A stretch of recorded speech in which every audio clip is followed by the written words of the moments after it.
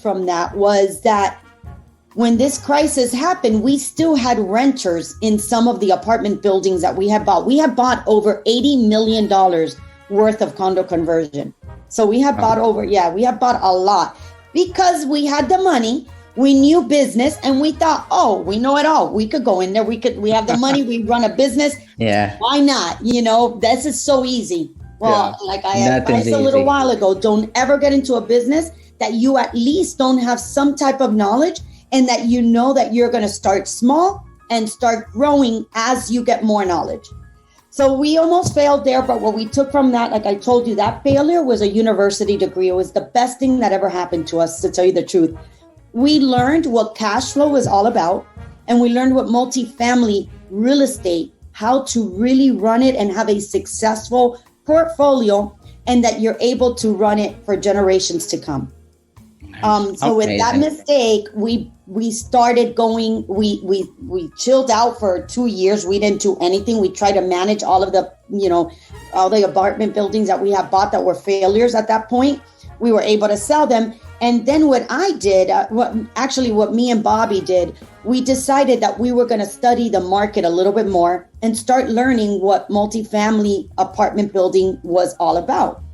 So we did that. And in 2011, we started buying one single family home at a time, because we said, even though we had the money, remember, we are at this point, we're already, we're pretty good. We have enough savings. We had enough cash to go out in the market and go buy any real estate that we wanted.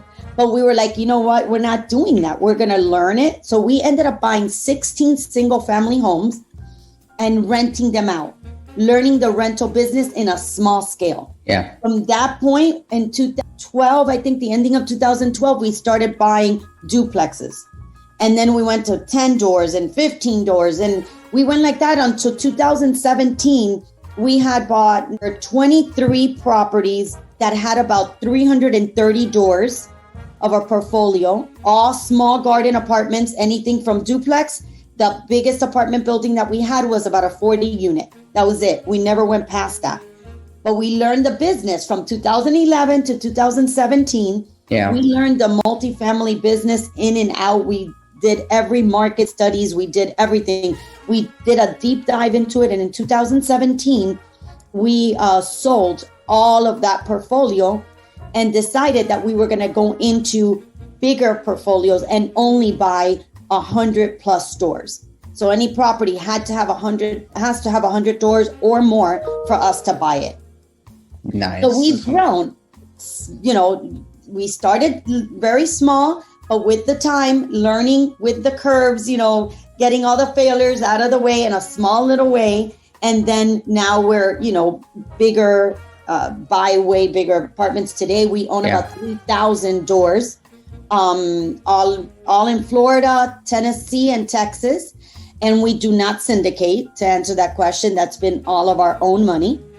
We've never done any kind of syndication with anyone. We do have a partnership in one of the big buildings that we just bought. It was a 400 door, but we're 95%.